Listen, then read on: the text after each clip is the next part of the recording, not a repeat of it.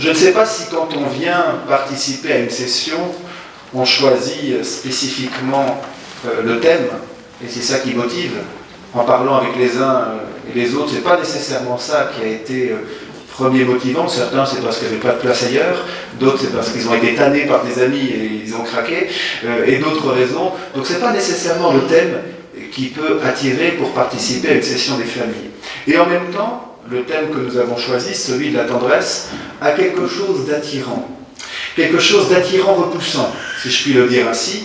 Attirant parce qu'à travers ce mot, on se sent tous un peu appelés, on se dit « Ah, là j'ai quelque chose à vivre, j'ai quelque chose sans doute à approfondir ».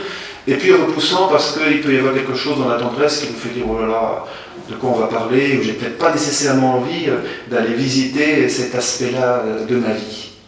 Nous le proposons au sanctuaire du lot, parce qu'au cœur du message du lot, il y a un appel à la tendresse. On ne trouve pas le terme exact dans les manuscrits du lot. Les manuscrits du lot, c'est la source des événements qui se sont passés ici, 1775 pages, qui nous racontent les événements des apparitions du lot. Le terme de tendresse se trouve très peu. En revanche, on a très souvent celui de caresse. On dit que la Vierge Marie vient caresser Benoîte, mais on se rend compte que dans cette expression, il n'y a pas simplement un geste physique, il n'y a même finalement pas essentiellement un geste physique, puisque c'est une apparition à Benoîte, mais il y a quelque chose quand même d'une tendresse qui s'exprime. Ou alors, Benoît va souvent recevoir un appel à dire les choses avec plus de douceur. Il faut savoir que la mission de Benoît, c'était quand des pèlerins montaient au lot, elle recevait des visites de Marie ou des anges pour aller soit encourager un pèlerin quand il était dans une souffrance particulière, soit pour qu'il se convertisse lorsqu'il était dans un état de vie déplorable. Et c'est quelque chose qu'elle faisait avec plus ou moins d'enthousiasme. Un jour, il y a un prêtre qui monte au lot, la Vierge Marie apparaît à Benoît et lui dit ce prêtre a une vie abominable, il faut absolument lui dénoncer ses péchés. Benoît n'est pas super enthousiaste à l'idée, mais bon, elle s'exécute, c'est la Vierge Marie qui demande, c'est un motif. Et voilà qu'elle va dire à ce prêtre ses péchés. Le prêtre bouleversé va se confesser et change de vie, nous disent les manuscrits du lot. Et voilà que la Vierge Marie réapparaît à Benoît quelques jours après et lui dit « Benoît, c'est bien, vous avez eu le courage d'aller vers ce prêtre pour lui dire la vérité, mais si vous lui aviez dit avec davantage de douceur, ça aurait porté tellement plus de fruits. » Et donc la Vierge Marie, on pourrait dire maîtresse de douceur, va au fur et à mesure des 54 années, et c'est une raison pour laquelle les apparitions sont si longues au lot, on pourrait dire ça sert à quoi que ce soit 54 ans? Est-ce que le Seigneur, dans sa toute-puissance, n'aurait pas pu, en une fraction de seconde, faire tout saisir à Benoît? Pourquoi s'étaler ça sur 54 ans? Si ce n'est pour que, justement, au cours du temps, Benoît, qui est une femme d'un caractère, on va dire, bien carré, pour ne pas dire anguleux, voyez, et bien pour qu'au fur et à mesure du temps, elle se laisse toucher non seulement par des enseignements sur la tendresse et la douceur, mais qu'elle se laisse toucher par un comportement céleste de douceur à son égard, qui va la conduire, au fur et à mesure, à raboter un peu ses angles. C'est ça l'expérience spirituelle. Et c'est ce que je propose que nous cherchions pas simplement à réfléchir, mais idéalement à expérimenter au cours de cette semaine. C'est loin d'être simple, parce que dans le rapport à la tendresse, il y a quelque chose en nous d'attirance et à la fois de résistance. Je vous ai mis une citation que je trouve très étonnante dans les manuscrits du lot. Le 8 juin 1672, les premières apparitions datent de 1664. Donc là, on est 8 ans après les premières apparitions. On pourrait dire 8 ans, Benoît commence à être un peu habitué à ces rencontres-là. Et voilà ce qu'il nous est dit. Le 8 juin 1672, la Mère de Dieu lui tendit la main à toucher. « Non, Mère de Dieu, lui dit Benoît, il n'est pas juste qu'une chair de chienne touche de si belles mains. » Il y a une vraie répulsion de Benoît par rapport à l'attitude délicate et tendre de la Vierge Marie à son égard. C'est particulièrement intéressant à noter puisqu'on repère que finalement, dans cette réaction de Benoît, c'est pas simplement le fait qu'elle n'est pas très sensible aux gestes de tendresse. On sait que parmi nous, il y en a qui en ont particulièrement besoin, d'autres pas vraiment. Ça peut d'ailleurs entraîner quelques difficultés de compréhension dans un couple, par exemple. Mais, bon, avec des enfants. Mais chez Benoît, il y a aussi plus que cela. On perçoit que c'est sa manière de concevoir Dieu qui va s'exprimer dans sa difficulté à accueillir la tendresse. Et il y a un projet divin à travers Marie qui lui tend la main, et Benoît fait comprendre en quelque sorte à la Vierge Marie qu'elle se trompe en essayant de la faire entrer dans un rapport de tendresse. Elle lui dit non, un non très clair, voyez. Donc, à travers la tendresse, si on l'accueille comme chrétien dans la foi, on se rend compte qu'il y a aussi quelque chose de notre rapport à Dieu qui est en jeu.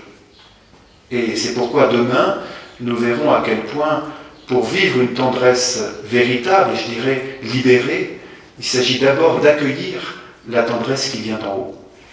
La deuxième chose que l'on voit chez Benoît dans ce comportement, c'est que finalement, sa résistance à la tendresse révèle quelque chose d'un problème à l'égard d'elle-même. Vous avez vu comment elle s'appelle ? Chair de chienne. Elle se déshumanise, au nom peut-être d'une humilité, mais en tout cas, elle se déshumanise, pensant ainsi être dans une relation ajustée par rapport à la Vierge Marie. Il peut y avoir quelque chose dans les résistances à la tendresse qui nous déshumanise, qui nous empêche d'oser voir ce que nous sommes vraiment, et donc ce que nous sommes appelés à développer et à aider les autres à développer, que ce soit des conjoints, des enfants, des parents, des amis. Donc à partir de là, je vous propose qu'on commence aujourd'hui à simplement faire une sorte de constat qui sera forcément subjectif, parce qu'il n'est qu'à partir de ma réflexion, et d'ailleurs que nous soyons bien clairs, je ne suis pas celui qui sait et vous ceux qui doivent découvrir des choses, je suis avec vous en train de réfléchir. C'est vrai que j'ai pris quelques heures pour méditer la question, mais c'est la seule autorité que je peux invoquer pour tenir le micro ici même.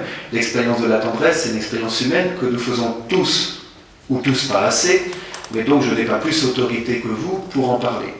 Donc à ce titre, je ne suis pas le sachant et vous ceux qui doivent apprendre, nous sommes tous à réfléchir, et donc l'apport de ce que vous pourrez offrir au cours de cette semaine sera absolument indispensable. Je veux aussi beaucoup me reposer sur le pape François. C'est impressionnant le nombre d'interventions du pape François où il parle de la tendresse. J'avais commencé à compter, j'ai abandonné, il m'a battu. Maintenant, j'avais plus à suivre, il fallait tous les jours aller voir différents messages, et puis un pape, vous savez, ils m'ont produit.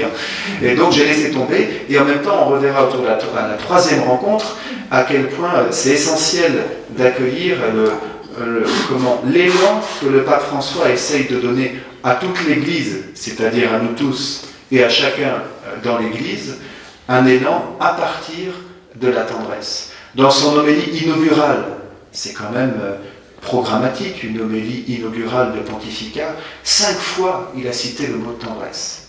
Et il ira jusqu'à dire, n'ayez pas peur de la tendresse, n'ayez pas peur dans une homélie inaugurale, spontanément on pense à Jean-Paul II, qui a lancé le grand « N'ayez pas peur » pour la chute du bloc de l'Est, de ce mur qui séparait l'Europe.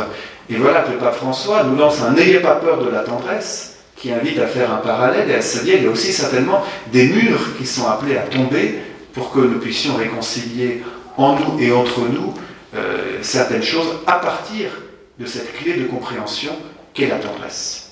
Voilà donc de manière générale ce que je vous propose comme avancée ensemble au cours de cette semaine. Alors on va commencer par essayer de regarder qu'est-ce que la tendresse. C'est difficile à définir parce que d'abord la tendresse c'est beaucoup plus une expérience que nous vivons ou vivons trop peu qu'un concept qu'il s'agirait de décortiquer. Ce dont on peut être, à mon avis, assez certain, c'est que nous avons tous besoin de la tendresse. Nous avons tous besoin de donner de la tendresse et tous besoin de recevoir de la tendresse.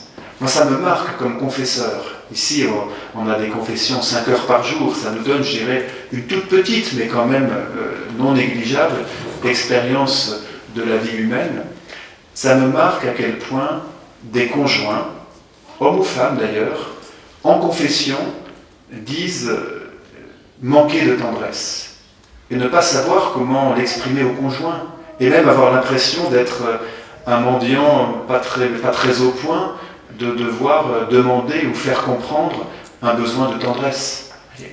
Et l'impression des fois que pour le coup, je reprends l'expression, il y a un mur, même dans un couple, ou des fois de parents à des enfants, surtout quand ils entrent dans ce formidable âge de l'adolescence, et bien de voir qu'il y a des murs d'incompréhension autour de la tendresse et que souvent on n'ose pas en parler.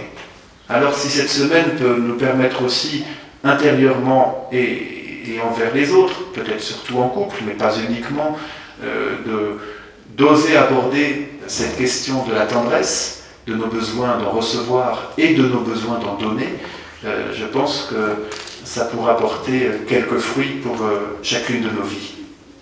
On ne sait pas toujours comment exprimer la tendresse, on ne sait pas toujours comment évaluer si nos besoins de tendresse sont légitimes ou s'ils ne vont pas chercher un peu trop loin, s'ils ne sont pas des fois un peu intrusifs dans notre manière d'offrir de la tendresse ou dans notre manière d'en réclamer.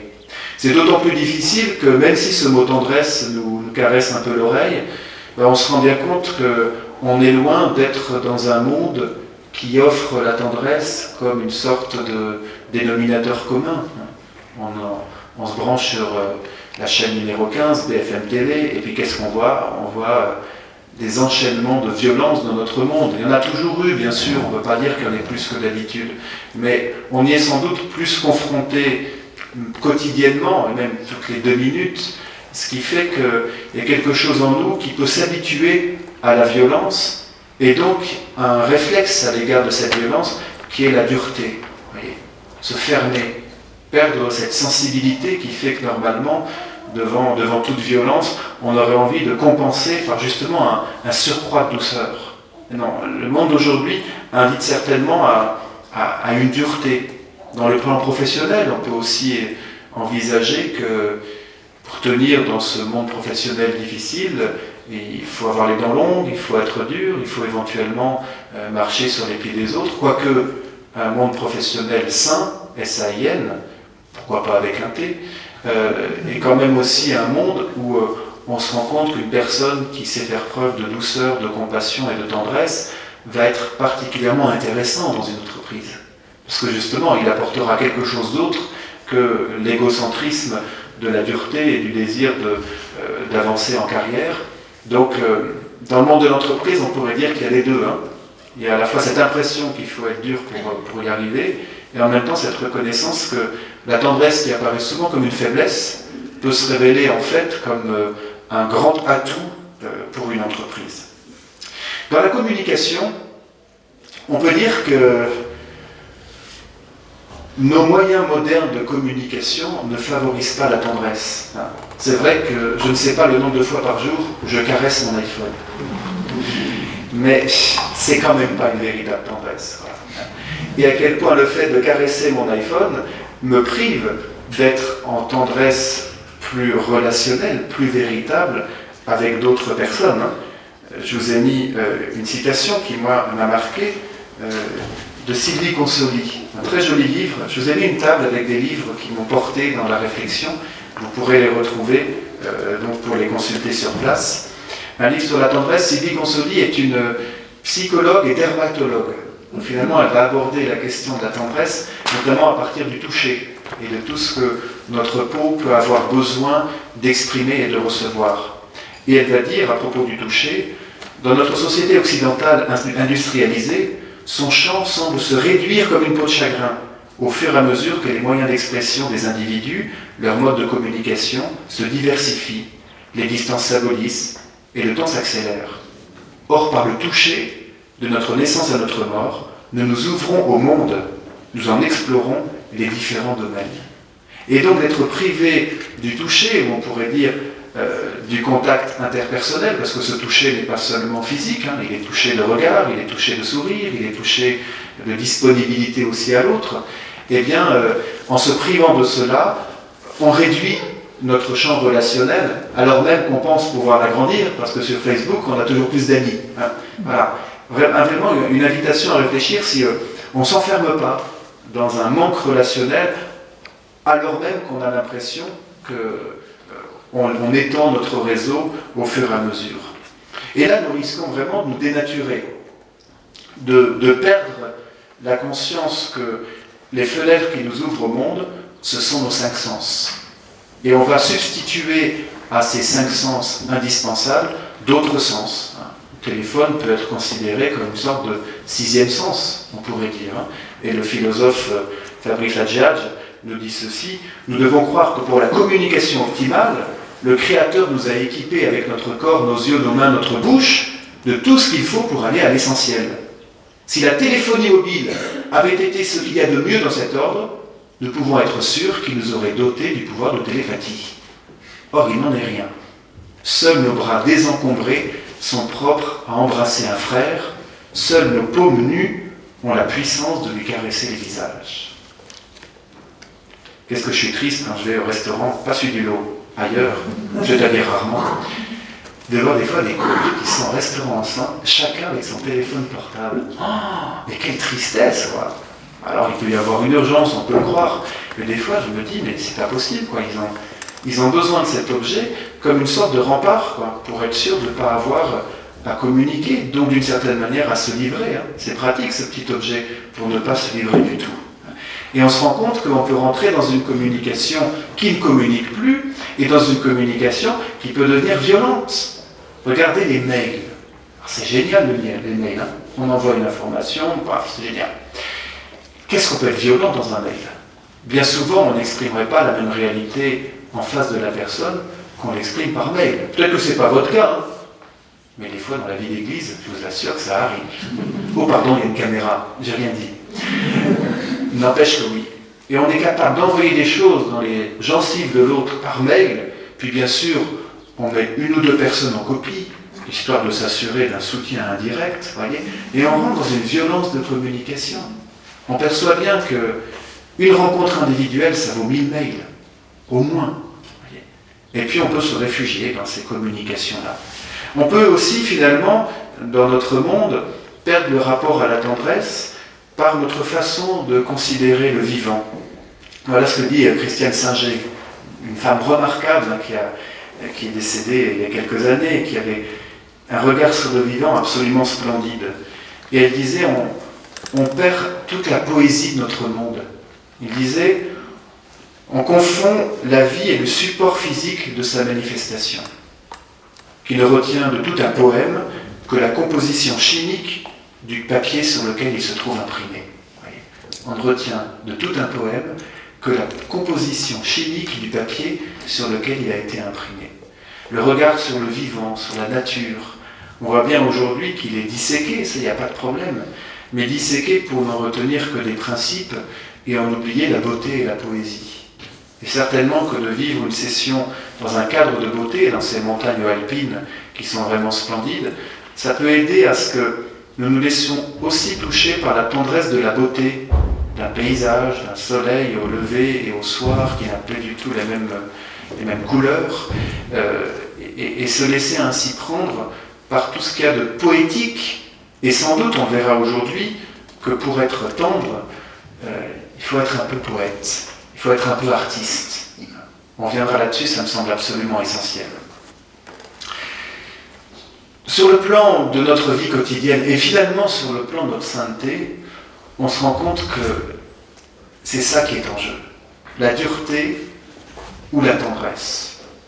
En nous, je l'avais déjà dit à ceux qui participaient l'année dernière à une session que nous avons faite ici sur le pardon, pour aller déceler ce qui est en jeu dans nos pardons, et finalement ce qui est en jeu lorsque nous concédons stupidement au mal, parce que nous savons très bien que le mal ne va jamais faire de bien, mais des fois on y concède. C'est qu'on choisit de laisser parler en nous cette dureté. Il y a deux réalités qui nous habitent. En nous, il y a un monstre de froideur qui est toujours prêt à se refermer sur lui-même. Et il y a un océan de tendresse qui est toujours prêt à se déverser vers les autres. Et si vraiment on accepte d'être honnête avec soi-même, on se rend compte que c'est toujours ça qui est en jeu. Voilà, la prière est à 9h15, à 9h12 vous êtes encore dans votre chambre. Comment vous vous parlez entre conjoints ou à vos enfants? Bon. Est-ce que vraiment il est nécessaire que ce soit par la dureté? Ah, des fois, pour secouer les enfants, il faut certainement que ce soit avec une certaine fermeté. Mais n'y a-t-il pas une fermeté douce, une fermeté tendre? Voyez, on se rend compte que c'est une question de disposition intérieure d'abord. Est-ce que je laisse exprimer cet être de dureté en moi qui a envie d'exploser, ou est-ce que je laisse se déverser cet océan de tendresse qui a aussi envie d'exploser, mais dans le bon sens du terme? Et finalement, on pourrait dire qu'être saint, c'est dans chaque instant de la vie préférer laisser s'exprimer l'océan de tendresse au monstre de froideur. Et on se rend compte que la sainteté, ça devient accessible, parce que c'est dans chaque instant. C'est dans la manière dont tout à l'heure, en sortant de la salle, vous allez laisser ou pas passer quelqu'un devant vous. La manière dont, au restaurant, vous allez remercier les serveurs qui vous apporteront le plat. C'est là-dedans que ça joue la sainteté, parce que c'est là-dedans que se joue la vérité de notre être. Le monstre de froideur ou l'océan de tendresse. Je ne sais pas si vous connaissez ce phénomène qui est né en 2004 à Sydney, en Australie, où un jeune étudiant est arrivé un jour dans cette grande ville qu'il a trouvé horriblement impersonnelle. Et il s'est dit, il faut que je fasse quelque chose, je n'en peux plus. Et il s'est planté au milieu d'une rue piétonne. Il a écrit sur un carton qu'il a trouvé par terre, « Free Hugs ». Free Hugs, on peut traduire par « câlin gratuit ». Et donc, il s'est mis comme ça, et il a lancé ce phénomène des free hugs, que vous connaissez peut-être, surtout si vous avez été du côté du monde anglo-saxon, parce que ça avait un petit peu de mal à prendre en Europe, comme quoi c'est aussi peut-être révélateur d'un certain nombre de choses. Hein. Mais c'est intéressant ce phénomène des free hugs, parce que d'abord, il y a une sorte de réaction saine à cette indifférence dure de notre monde.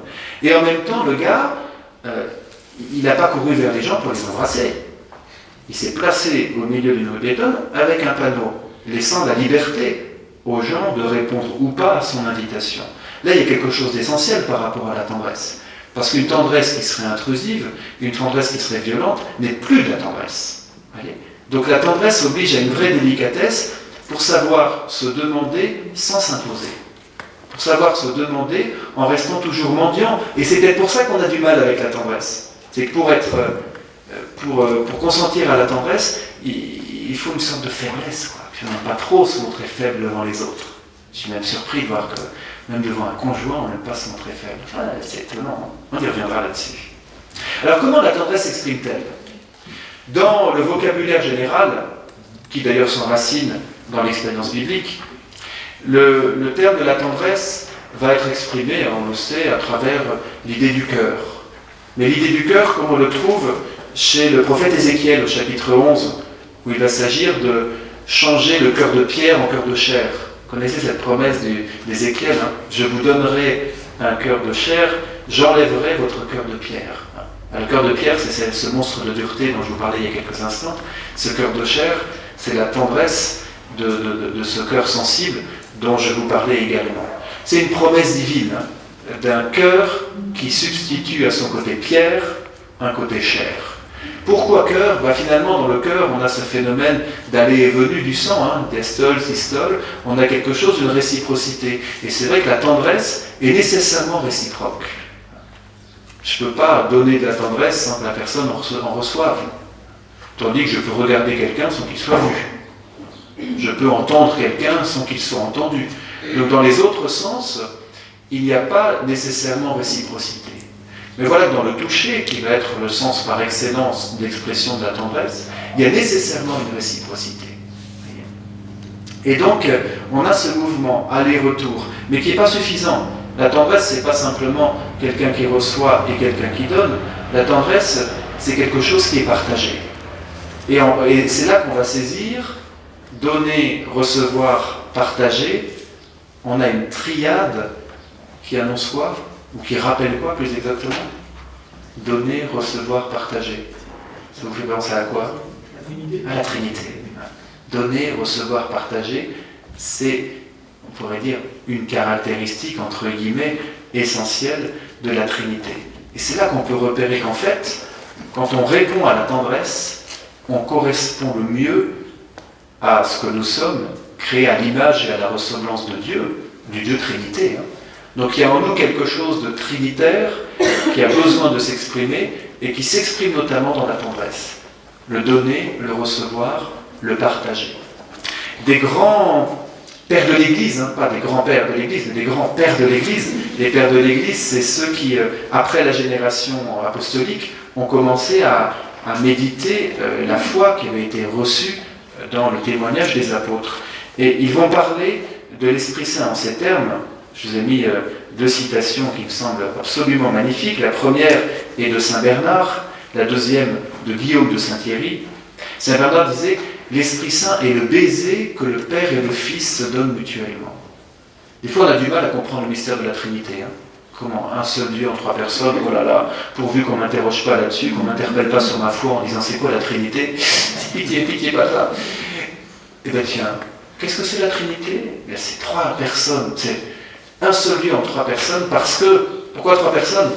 Parce que Dieu est amour. Et donc il est baisé que le Père et le Fils se donnent mutuellement. L'Esprit Saint est baisé que le Père et le Fils se donnent mutuellement. Et Guillaume de Saint-Thierry dira, l'homme se trouve inclus d'une certaine façon dans cette étreinte et ce baiser du Père et du Fils qu'est le Saint-Esprit. Cette étreinte et ce baiser. Et donc si nous sommes créés à l'image et à la ressemblance de Dieu, si nous sommes appelés à être temple de l'Esprit Saint, comme le rappelle saint Paul, nous avons à laisser s'exprimer cette étreinte et ce baiser du Père et du Fils par l'Esprit Saint.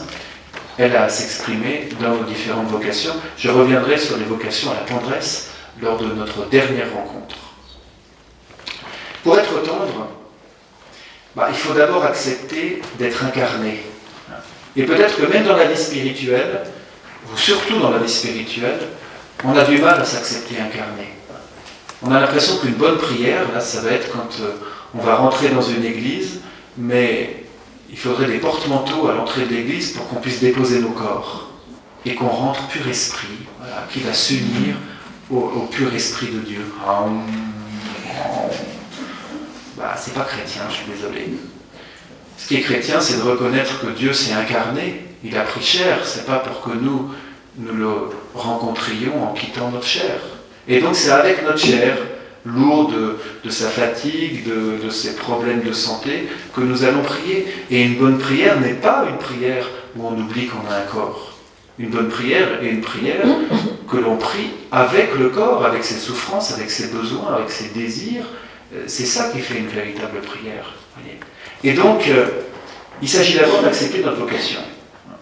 D'accepter notre vocation, d'être sensible, d'être à fleur de peau. On est tous à fleur de peau.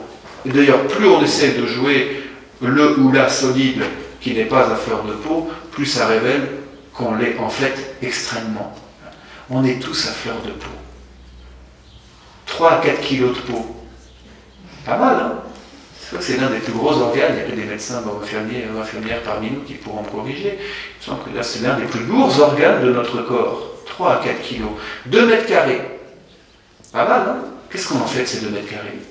Imaginons, vous disposez de 2 mètres carrés. Comment vous l'aménagez? Il n'y a pas besoin de cette nappe, je peux la retirer. Il n'y a pas besoin de... J'aurais pu mettre un bouquet de fleurs, là, ça aurait été joli, j'en ai pas trouvé pour tout vous dire. Mais j'aurais pu aménager ces quelques petits 2 mètres carrés que forme ma table. Mais les principaux 2 mètres carrés que nous sommes appelés à aménager, c'est notre être. Voyez. On ne va pas faire appel à Valérie Davido là, pour nous aménager horriblement nos 2 mètres carrés, on va se débrouiller nous-mêmes. On va mettre des couleurs horribles pour essayer d'avoir 2 mètres carrés qui soient bien habités. Je pense que c'est peut-être notre seul titre de propriété. Mais vous avez peut-être chez vous un grand appartement, une grande maison. Ça ne vous appartient pas vraiment en fait. Vous n'êtes que gestionnaire. D'autres viendront après, ne vous inquiétez pas. Mais il y a bien quelque chose dont on est propriétaire, sans justement en être propriétaire, parce que c'est un pur don de Dieu. Ce sont les 2 mètres carrés de notre corps, de notre peau. Et on peut en permanence s'interroger comment je les habite et comment j'y invite les autres. Comment j'y invite les autres? Ou alors est-ce que chez moi c'est porte verrouillée en permanence? Ou est-ce que les autres sont bienvenus? Et puis jusqu'où ils sont bienvenus? Donc il y a une nécessité quand même de bien discerner ce rapport à la tendresse à travers la peau que nous sommes. Mais on sait qu'en fait, à travers cette peau, on va pouvoir exprimer des réalités indicibles. Vous allez voir une personne malade. Vous rentrez dans sa chambre d'hôpital, qu'est-ce que vous lui dites? Comment ça va? Ouais, c'est quand même un peu ce qu'on... Alors ça va aujourd'hui, et puis on sait que la pauvre personne, si on est le 15e de la journée, va devoir refaire son bilan médical comme elle a déjà fait aux autres. Je ne suis pas persuadé que notre visite lui rende vraiment service. Mais si, avec son autorisation, évidemment, Encore une fois, la tendresse n'est pas intrusive. Si avec son autorisation, vous lui prenez la main, même si vous ne dites rien, vous vous rendez bien compte que vous faites passer des messages du je suis là, je suis avec toi, et peut-être d'une certaine manière, si moi je suis en bonne santé, il y a quelque chose de ma bonne santé que je te transmets en te prenant la main. Voyez, et donc vous pouvez véhiculer des émotions indicibles, et tellement plus fortes que tout un baratin. Baratin de consolation quand quelqu'un est malade, quand on est soi-même en bonne santé, ça sonne rarement extrêmement juste. Si, on fait ce qu'on peut, hein, mais on se rend bien compte qu'il y a des gestes de tendresse qui vont pouvoir exprimer beaucoup plus qu'un joli discours, même un discours qui cherche à être délicat. Parce qu'en fait, à travers les gestes de tendresse, on dit à l'autre qu'il existe. Jean Vanier, qui s'y connaît en la matière, vous savez qu'il a fondé l'Arche, avec cette attention magnifique aux personnes handicapées, disait « La tendresse est révélation. Elle révèle à l'autre qu'il existe et qu'il a du prix à nos yeux. » Quelqu'un qu'on ne touche jamais, c'est quelqu'un finalement à qui on dit qu'il n'a pas d'existence. Il y avait une expérience horrible qui avait été faite en Roumanie dans les années obscures de ce pays, 70-80, où des enfants avaient été, je ne sais plus s'ils avaient été raflés ou s'ils étaient orphelins, ils avaient été mis en tout cas dans un orphelinat, et les nounous avaient pour mission de ne pas les toucher, jamais les toucher. Ils sont tous morts en quelques mois. Il y a quelque chose d'absolument vital dans le fait de toucher et d'être touché. Alors bien sûr, la tendresse n'est pas nécessairement touchée. Elle peut s'exprimer de bien des manières, et d'ailleurs, il y a un certain nombre de circonstances dans lesquelles le toucher ne sera pas possible ou même ne sera pas souhaitable. Et là, un discernement est quand même nécessaire pour savoir si, des fois, est-ce que le toucher ne risque pas d'être trop intrusif, trop ambigu. Moi, comme prêtre, je sais que je me dois à des gestes de toucher qui soient purs, déjà dans ma tête, mais aussi dans la manière de s'exprimer. Je reviendrai à la 4e rencontre sur les vocations à la tendresse, puisque je suis convaincu qu'un prêtre qui est là pour rendre Jésus, qui a pris chair pour toucher et être touché, lisez les évangiles et regardez le nombre de fois où on touche Jésus et où il est touché. Si un prêtre, pour représenter cette présence de Jésus, ne doit jamais toucher et être touché, pour moi il y a un vrai problème. Alors après, on sait bien tout l'héritage qu'on a de ces dernières années, question de pédophilie ou autre, où on se rend bien compte qu'il faut que ce soit extrêmement ajusté pour ne pas être du tout dans l'ambiguïté. Mais je pourrais me dire, moi comme prêtre, pour être sûr de ne pas être accusé de quoi que ce soit, si vous voulez descendre un prêtre, vous l'accusez de pédophilie, ce sera parole contre parole, et même si après on trouve que c'est pas vrai, de toute façon il aura été entaché. Mais moi j'ai préféré rester moi-même, ou plutôt rester ce qui me semble être ma vocation, à savoir transmettre le Christ. Et je trouve que le toucher délicat et le toucher du Christ a quelque chose d'essentiel. Donc excusez-moi si vous me voyez embrasser vos enfants, mais je trouve que ça fait partie de ma vocation de prêtre. Voyez. La vocation, la tendresse, elle est aussi verbale. Ah ouais, la tendresse verbale. Tiens, juste un exemple comme ça au hasard. Dans un couple, on peut se dire la même chose avec tendresse ou sans tendresse. L'information va passer dans les deux cas. Ouais, mais comment ?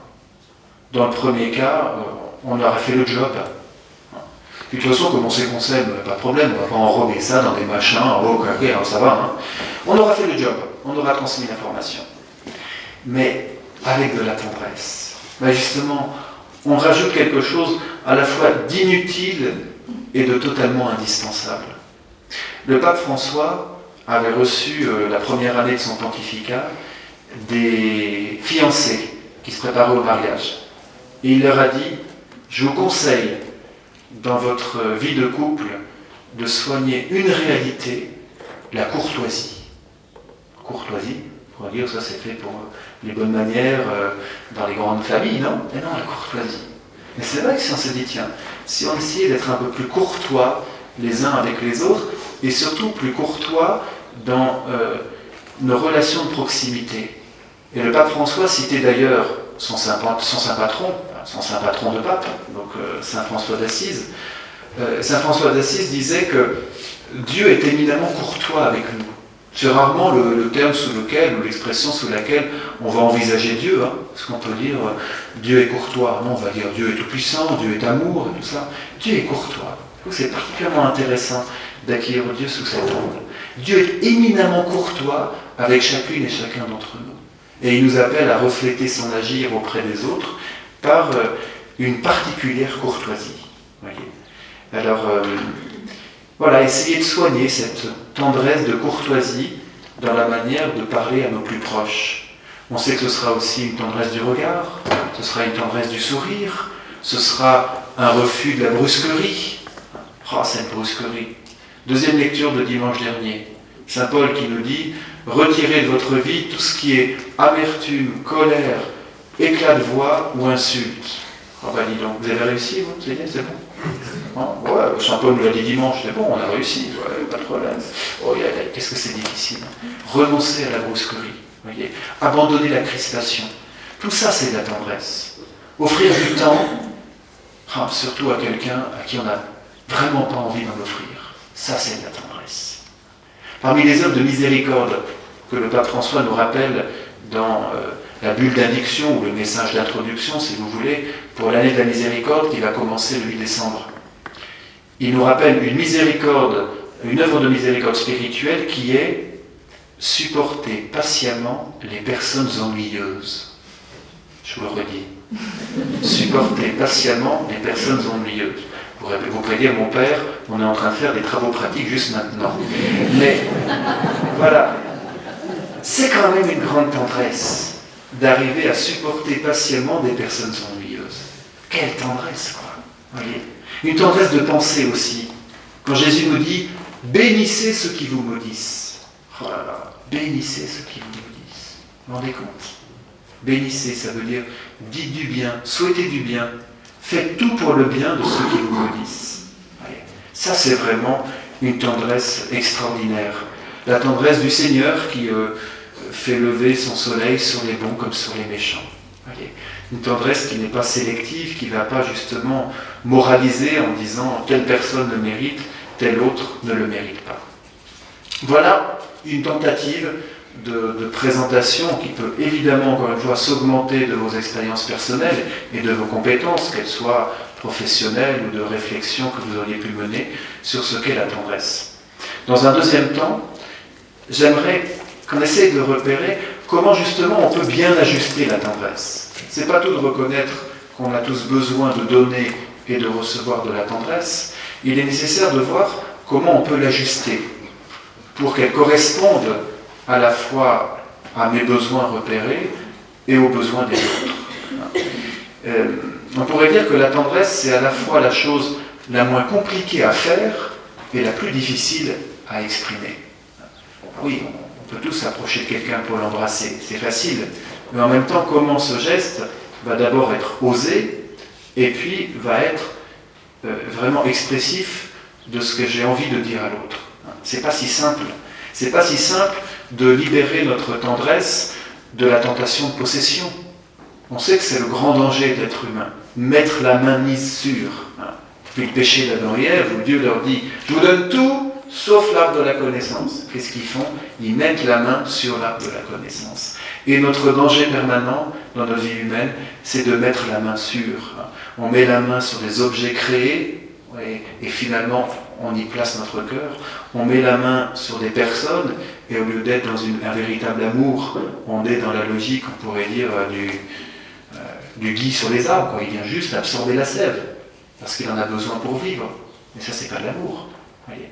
Et finalement, on se rend compte que notre tendresse a en permanence besoin d'être réajustée et donc d'être réinterrogée. Ça peut être l'occasion au cours de cette semaine, pour voir si elle n'est pas tentation de posséder l'autre, si elle n'est pas tentation de faire de l'autre un objet répondant à mes propres besoins.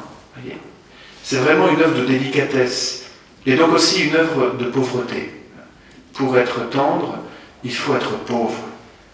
Il faut accepter d'être simplement dans une logique de proposition, et d'être suspendu à ce que l'autre voudra ou non offrir. Mais aussi pauvreté de se reconnaître aimable. Et là, c'est pas si simple. Parce que la personne qu'on connaît, non pas le mieux, qu'on pense connaître, mais en tout cas avec laquelle on est en permanence en relation, c'est d'abord nous-mêmes. Et franchement, c'est pas toujours la plus facile des rencontres, n'est-ce pas? Dans le message du lot, on trouvera un appel à ce que le premier ami de soi, ce soit soi. Et qu'est-ce que c'est compliqué? Je me rends compte quand je propose cela en confession, très souvent, la personne devant moi éclate en sanglots, quoi. Parce qu'on sent qu'on touche là quelque chose d'essentiel. La difficulté à se supporter soi-même.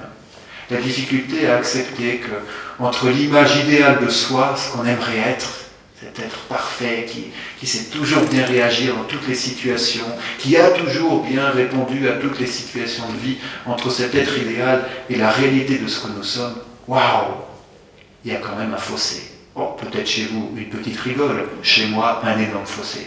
Voyez.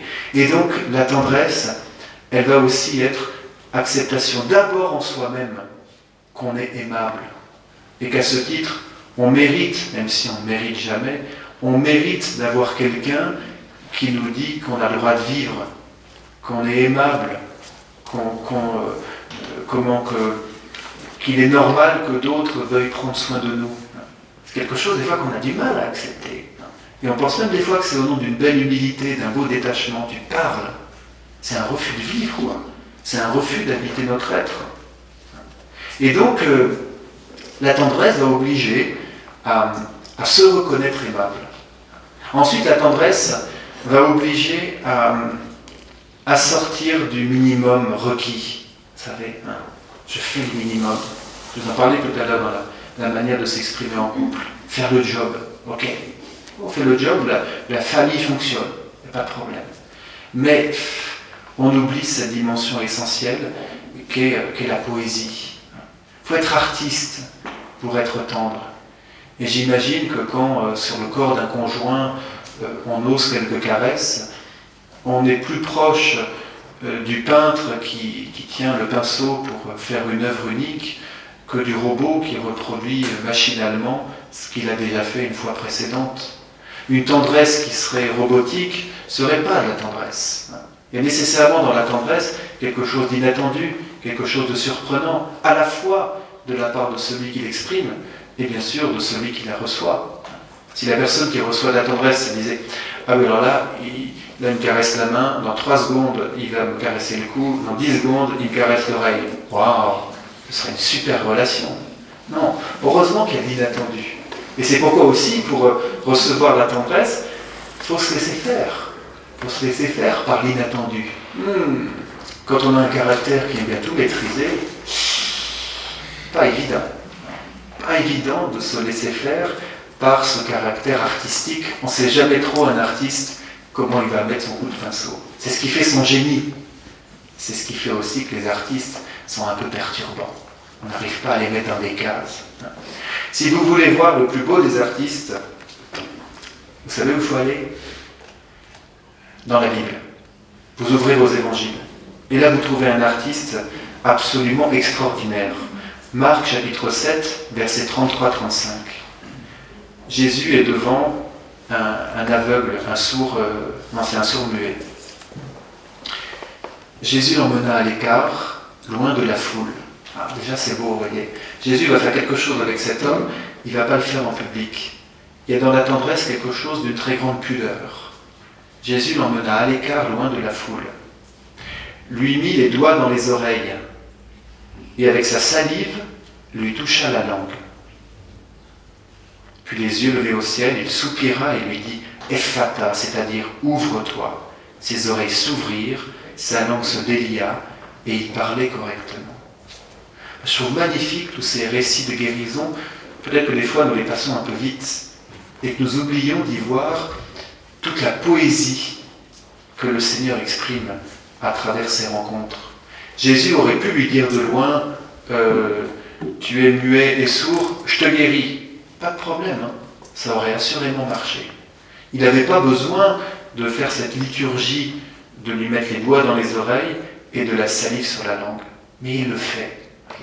Il le fait pour que la guérison ne soit pas simplement « t'avais un problème, t'en as plus », mais pour que la guérison crée une relation vivante avec le Sauveur. Et d'ailleurs, Jésus qui prend de sa salive, ça nous fait penser au souffle de vie qui vient reposer en Adam. Donc il y a quelque chose d'un acte créateur, recréateur de la part de notre Seigneur qui se vit dans cette manière d'agir du Seigneur.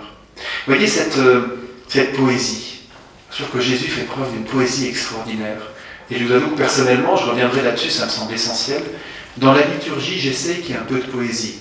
Je ne ferai pas d'homélie en vers, rassurez-vous, mais il me semble que la liturgie doit exprimer quelque chose de poétique et pas simplement des vérités de foi très bien dites, mais sans cœur.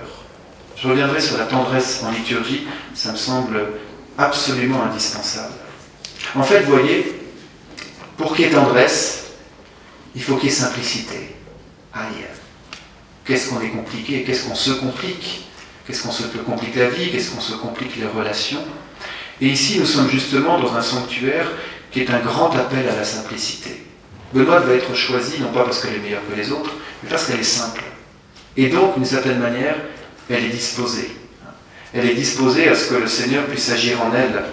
Et pour que nous puissions être tendres, il nous faut consentir à la simplicité qui en fait est la correspondance avec ce dont nous avons le plus besoin. Nous désencombrer de tout ce dont on se complique dans notre vie tous les jours. Et simplicité va être liée à un autre mot, gratuité.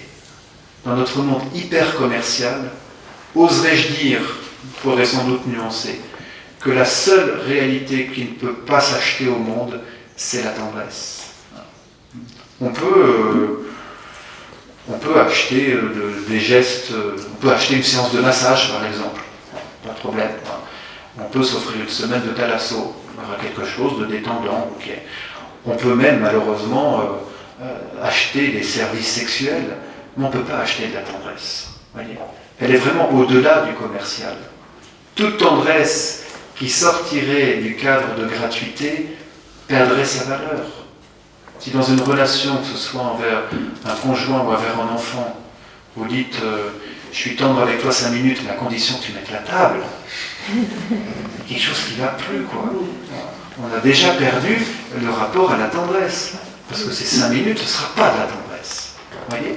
Donc il y a vraiment quelque chose de la tendresse qui oblige à la gratuité. Et j'ose interpréter en ce sens-là, même si c'est sans doute pas l'unique, la parole de Jésus, quand il nous appelle en disant que ta main gauche ignore ce que donne ta main droite. Il le fait à partir de nos offrandes. Quand je donne 10 €, il ne faut pas que je m'en vante, il ne faut pas que je m'en rappelle, il ne faut pas que je m'en enorgueillisse. Donc il y a quelque chose d'une gratuité. Mais je trouve que justement, comme il parle de la main, on pourrait particulièrement l'appliquer à la tendresse, peut-être surtout à la tendresse du geste, que ta main gauche ignore ce que donne ta main droite. Voyez ? Je ne donne pas de la tendresse comme une sorte de capital pour qu'au fur et à mesure que j'en donne, je puisse exiger quelque chose des autres. Non. Il y a quelque chose d'une totale gratuité dans la tendresse qui fait absolument sa vérité, même si nous savons bien que en donnant de la tendresse ou en recevant, on n'est jamais dans la totale gratuité. Seul Dieu est totale gratuité. Nous, dans nos actes, dans nos pensées, il y a toujours un mélange d'intentions, toujours un désir de bien faire, d'apporter quelque chose aux autres. Et puis il y a toujours ce satané, je peux le dire presque comme ça, retour à soi permanent. Si je fais une homélie, j'espère vous nourrir pour votre vie spirituelle. Si jamais vous pensez dans votre tête, il prêche bien ce curé, ça me fera plaisir. Non, ça ne me fera pas plaisir en fait. Je me rends compte que les compliments, c'est pas si facile que ça à recevoir. Peut-être qu'il faut aussi une simplicité pour ça. Mais voilà, purifier nos intentions, on ne pourra jamais. Mais essayer de veiller à ce que, dans notre manière de donner de la tendresse ou en recevoir, on cherche au maximum à être dans la gratuité. Je crois que vraiment ça peut être un chemin de libération dans nos relations avec les autres absolument formidable. En conclusion, je dirais que la tendresse est un subtil mélange d'une maturité adulte et d'une simplicité d'enfant. Il y a quelque chose des deux à tenir, et il me semble que notre vie spirituelle est un appel à maintenir les deux.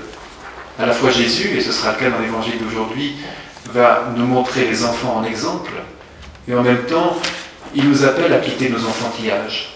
Et il me semble que la tendresse peut être véritable lorsqu'elle est dans la simplicité de l'enfant et dans la maturité de l'adulte.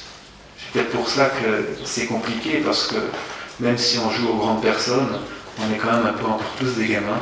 Voilà.